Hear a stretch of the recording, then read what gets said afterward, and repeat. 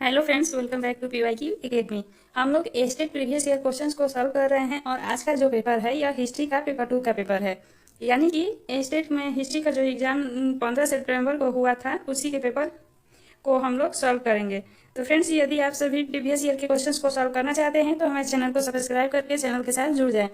इसके साथ ही हमने जूलॉजी के पेपर को सेकंड पेपर को सॉल्व करा दिया। सेकंड पेपर जो होता है वो इंटर स्तरीय विद्यालय के लिए शिक्षक बनने के लिए होता है और हिस्ट्री से जो क्वेश्चन पूछे गए थे पूरे 100 नंबर के क्वेश्चन पूछे गए थे स्टेट में और 15 मार्क्स के जो क्वेश्चन थे वो चाइल्ड पेडागोजी और जीके जीएस रीजनिंग और मैथ से जुड़े हुए क्वेश्चंस पूछे गए थे। तो फ्रेंड्स, आज के हिस्ट्री के पेपर में हम लोग 50 क्वेश्चंस को सॉल्व करेंगे पहले पार्ट में और 50 क्वेश्चंस को नेक्स्ट पार्ट में हम सॉल्व करा देंगे। आज का फर्स्ट क्वेश्चन है, हड़प्पा सभ्यता में सबसे दक्षिणी स्थल कौन है? तो हड़प्पा सभ्यता में सबसे दक्षिणी स्थल कौन है? तो दैमाबाद है। ऑप्शन नंबर सी राइट है। हड़प्पा सभ्यता में सबसे दक्षिणी स्थल दैमाबाद है। नेक्स्ट क्वेश्चन देखते हैं। क्वेश्चन है कि सिंधु क्षेत्र में आने वाली प्रथम प्रजाति कौन थी? तो सिंधु क्षेत्र में आने वाली प्रथम प्रजाति थी प्रोटो ऑस्ट्रेलाइड। प्रोटो ऑस्ट्रेलाइड प्रजाति जो थी यह सिंधु क्षेत्र में आने वाली प्रथम प्रजाति मानी जाती है। अगला क्वेश्चन देखते हैं। क्वेश्चन है कि वक्राकार ईंट का प्रमाण कहाँ से मिला है? तो वक्राकार ईंट का प्रमाण जो मिला है यह चंद्रहुद्रों से मिला है। ऑप्शन नंबर ए राइट है। चंद्रहुद्रों से वक्र याद रखिएगा फ्रेंड्स। अगला क्वेश्चन है, कहाँ से प्राप्त एक सील पर 3 मुख वाला एक पुरुष ध्यान की मुद्रा में बैठा है? तो मोहनजोदड़ो से प्राप्त है, जो कि एक सील पर 3 मुख वाला एक पुरुष ध्यान की मुद्रा में बैठा है वह मोहनजोदड़ो से प्राप्त है। मोहनजोदड़ो से और क्या मिलता है? तो मोहनजोदड़ो से विशाल अन्नागार और विशाल स्नानागार के साक्ष्य भी मिले हैं। फ्रेंड्स, ये भी याद रखिएगा कि मोहनजोदड़ो से 700 कुओं का साक्ष्य मिला है। अगला क्वेश्चन देखते हैं। क्वेश्चन है कि कोर्डियम हेक्सास्टिकम किस फसल की प्रजाति है? तो कोर्डियम हेक्सास्टिकम जो प्रजाति है यह जौ के फसल की प्रजाति है। ऑप्शन नंबर ए राइट है। अगला क्वेश्चन देखते हैं। मध्य शहर का प्रमाण कहाँ से मिला है? तो मध्य शहर का प्रमाण जो मिला है यह धौलावीरा से मिला है। कालीबंगा का अर्थ है फ्रेंड्स काले रंग की चूड़िया। कालीबंगा से क्या क्या मिला है? तो यहाँ से हल रेखा का प्रमाण मिला है और कालीबंगा से अग्नि वेदिका का भी साक्ष्य मिला है, याद रखिएगा।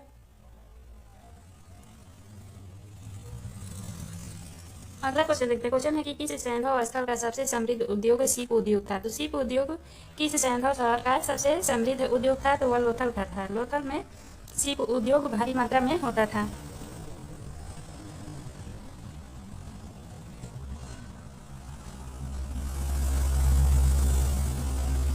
नेक्स्ट क्वेश्चन देखते हैं। क्वेश्चन है कि चंद्रगुप्त 322 से 298 ईस्वी पूर्व किस वंश का शासक था? तो चंद्रगुप्त जो था यह मौर्य वंश का शासक था, चंद्रगुप्त मौर्य।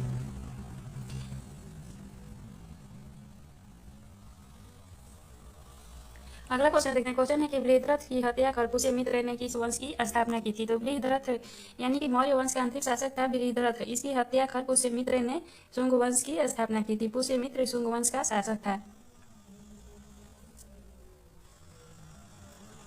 अगला क्वेश्चन देखते हैं। क्वेश्चन है कि बौद्ध धर्म ग्रहण करने के लिए अशोक को प्रभावित करने वाला भिक्षु कौन था? तो बौद्ध धर्म ग्रहण करने के लिए अशोक को जिस भिक्षु ने प्रभावित किया था वह था Upagupta. Option number B right है। उपगुप्त ने अशोक को बौद्ध धर्म ग्रहण करने के लिए प्रभावित किया था।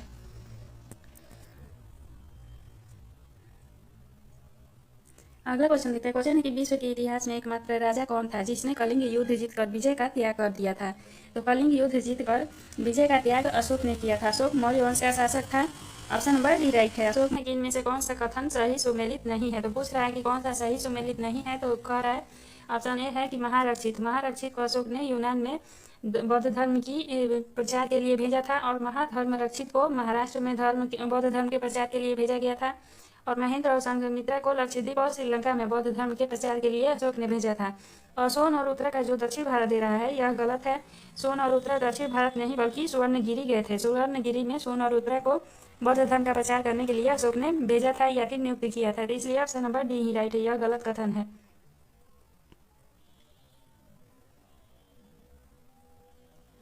अगला क्वेश्चन देखते हैं। क्वेश्चन है कि पुनर्जागरण की शुरुआत किस सदी में हुई थी? तो पुनर्जागरण की शुरुआत तो हुई 14वीं सदी में। ऑप्शन नंबर सी राइट है। पुनर्जागरण की शुरुआत 14वीं सदी में हुई। नेक्स्ट नेक्स्ट क्वेश्चन है, यूटोपिया किसके द्वारा लिखा गया? तो यूटोपिया लिखा गया था थॉमस मोर के द्वारा। ऑप्शन नंबर डी राइट है। फ्रेंड्स, पेपर 2 में, हिस्ट्री पेपर 2 में वर्ल्ड हिस्ट्री और इंडियन हिस्ट्री दोनों से मिक्स क्वेश्चन दिए गए हैं।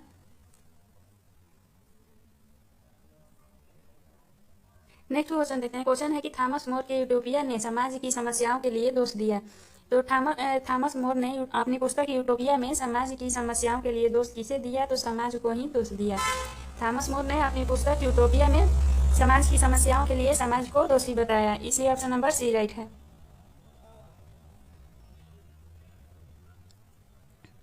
नेक्स्ट क्वेश्चन देखते हैं। क्वेश्चन है कि सियना में अच्छी और बुरी सरकार का रूपक किसके द्वारा बनाया गया था? तो सियना में अच्छी और बुरी सरकार का रूपक बनाया गया था एम्ब्रोगियो लारेंजेंटे के द्वारा। एम्ब्रोगियो लारेंजेंटी के द्वारा सियना में अच्छी और बुरी सरकार का रूपक बनाया गया था। ऑप्शन नंबर बी राइट है।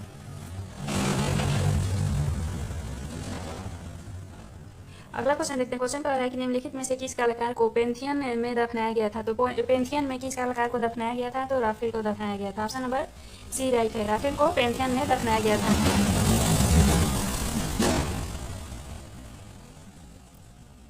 अगला क्वेश्चन है कि पृथ्वी का चक्कर किसने लगाया? फ्रेंड्स, इस क्वेश्चन का आंसर बोर्ड ने गलत दिया है, क्योंकि उसने वास्को डी गामा को सही माना है, जबकि पृथ्वी का चक्कर मैगलन ने लगाया था। तो इसलिए ऑप्शन नंबर, मेरे according option number D right होना चाहिए, जबकि बोर्ड ने ऑप्शन नंबर बी को राइट माना है, यानी कि वास्को डी गामा को। और पृथ्वी का चक्कर लगाया था किसने लगाया था? तो मैगलन ने लगाया था। ये सभी आप लोगों को याद भी होगा, मैगलन ने पृथ्वी का चक्कर लगाया था। अगला क्वेश्चन पूछ रहा है कि मेरी ने किससे शादी की थी? तो मेरी ने शादी की थी फिलिप से। ऑप्शन नंबर ए राइट है। अगला क्वेश्चन कह रहा है कि जो सुधार फ्रांस में क्रांति से हुए उसे इंग्लैंड ने कैसे हासिल किया? तो फ्रांस में जो सुधार फ्रांस की क्रांति जो कि 1789 में हुई थी, उसके द्वारा फ्रांस में सुधार हुए। तो इंग्लैंड में सुधार किस प्रकार से हुए? तो इंग्लैंड में श्वेत क्रांति से, रक्तहीन क्रांति से और गौरवपूर्ण क्रांति से, इन सब से इंग्लैंड में सुधार किया गया, इसलिए ऑप्शन नंबर डी राइट है। अगला क्वेश्चन कर रहा है कि सबसे कम उम्र में इंग्लैंड का प्रधानमंत्री कौन बना? तो सबसे कम उम्र में इंग्लैंड के प्रधानमंत्री छोटा पीट बने थे। ऑप्शन नंबर सी राइट है। छोटा पीट सबसे कम उम्र में इंग्लैंड के प्रधानमंत्री बने थे।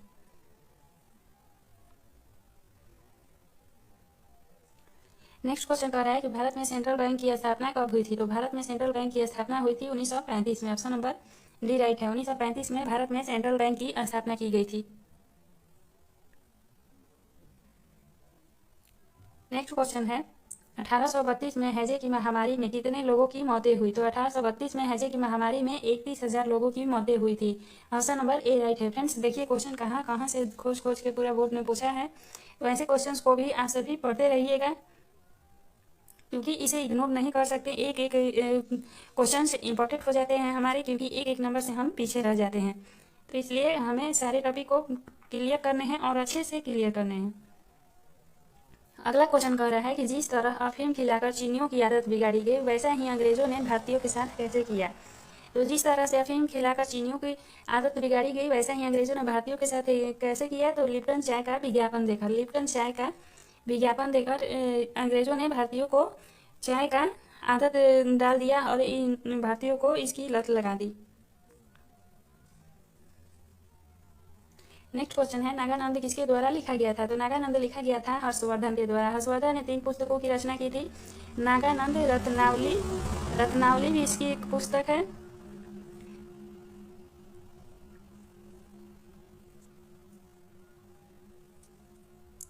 अगला क्वेश्चन पूछ रहा है कि हर्षवर्धन के द्वारा प्रयाग में कितनी धार्मिक सभाएं आयोजित की गई थी? तो हर्षवर्धन के द्वारा प्रयाग में कुल 6 धार्मिक सभाएं आयोजित की गई थी। ऑप्शन नंबर सी राइट है। हर्षवर्धन ने प्रयाग में 6 धार्मिक सभाएं आयोजित की थी।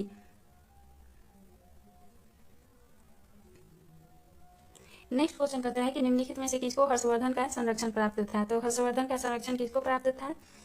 हर्षवर्धन का संरक्षण मौर्य को, दिवाकर को और जयसेना, इन तीनों को ही प्राप्त था, इसलिए ऑप्शन नंबर डी राइट होता है। ऑप्शन उपरोक्त सभी होगा।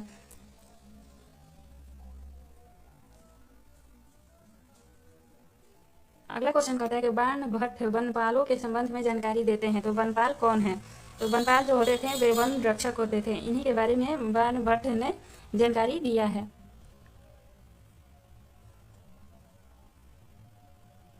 अगला क्वेश्चन है भोग क्या है। भोग क्या है पूछ रहा है, तो भोग आवधिक पेशकश होता था। ऑप्शन नंबर ए राइट है। भोग क्या है, तो आवधिक पेशकश है। अगला क्वेश्चन कह रहा है कि किस शिलालेख में लता, मालव और गुर्जरों को चालुक्यन शासक के सामंतों के रूप में दर्शाया गया है। तो एहोल अभिलेख में लता, मालव और गुर्जरों को चालुक्यन शासक के सामंतों के रूप में, यानी कि चालुक्य शासकों के सामंतों के रूप में दर्शाया गया है। नेक्स्ट क्वेश्चन कहता है कि बाण ने हर्षचरित, यानी बाण भट्ट ने अपनी पुस्तक हर्षचरित में हरिणिका और कुरंगिका हरिणिका और कुरंगिका का उल्लेख किया है। तो ये कौन है? हरिणिका और कुरंगिका कौन है? तो नासिती लड़कियां हैं। ये दोनों जो है नासिती लड़कियां हैं। ऑप्शन नंबर सी राइट होगा। बाण भट्ट ने अपनी पुस्तक हर्षचरित में हरिणिका और कुरंगिका का उल्लेख किया है और ये दोनों जो है ये नासिती लड़कियां हैं।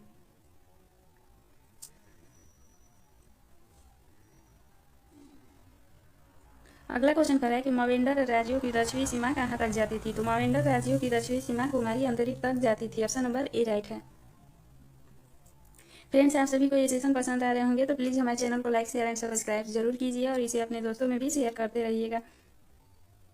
अगला क्वेश्चन देखते हैं। क्वेश्चन कह रहा है कि चोलों और रोमनों के बीच किस रास्ते से होकर व्यापार हुआ करता था। तो चोलों और रोमनों के बीच रेशम मार्ग से नहीं, चोलों और रोमनों के बीच लाल सागर के रास्ते व्यापार हुआ करता था। ऑप्शन नंबर बी राइट है।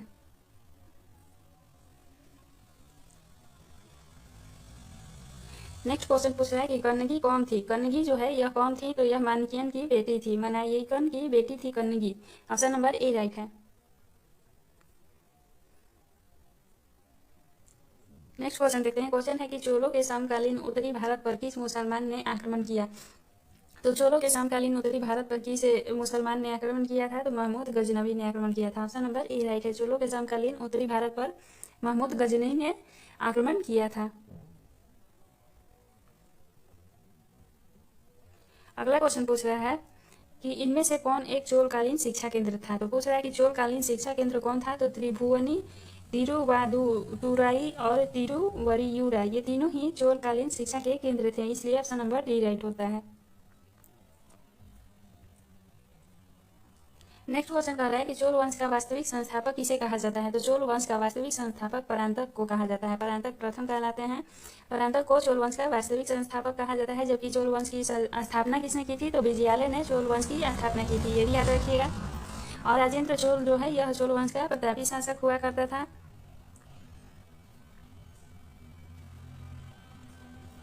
अगला क्वेश्चन कहता है कि ग्राम प्रशासन की इकाई क्या था। ग्राम प्रशासन की इकाई क्या थी। तो ऊट था। ग्राम प्रशासन की इकाई ऊट थी, जो कि सबसे छोटी इकाई होती थी।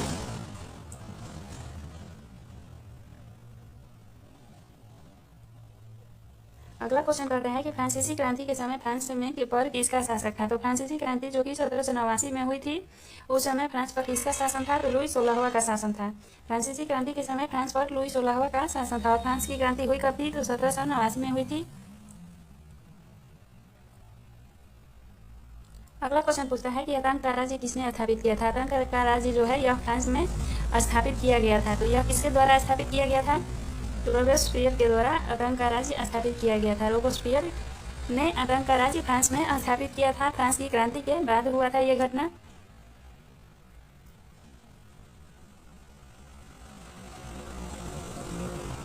अगला क्वेश्चन कहता है कि दिदरो किस तरह का लेखक था। तो दिदरो जो है यह विश्वकोश का लेखक था, यानी कि दिदरो ने विश्वकोश का संपादन किया था। ऑप्शन नंबर बी राइट है। दिदरो विश्वकोश का संपादक था।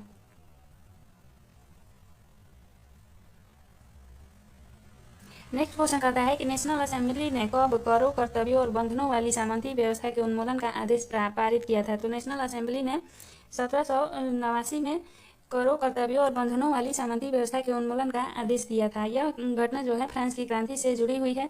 तो फ्रेंड्स याद रखिएगा ये टॉपिक, यानी कि फ्रांस की क्रांति से जुड़ा टॉपिक जो भी है बहुत महत्वपूर्ण है। इसे क्वेश्चन पूछे जाते हैं। पार्टी मुसोलिनी कहाँ का शासक था। तो यह इटली का शासक था। मुसोलिनी ने इटली में शासन किया था।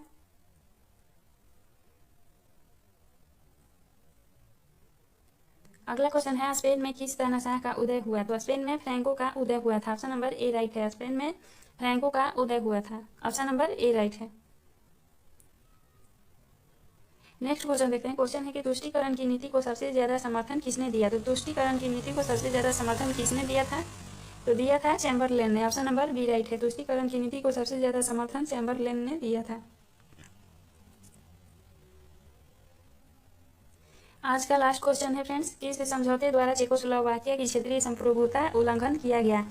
तो म्यूनिख समझौते के द्वारा चेकोस्लोवाकिया की क्षेत्रीय संप्रभुता का उल्लंघन किया गया था। तो ऑप्शन नंबर ए राइट है।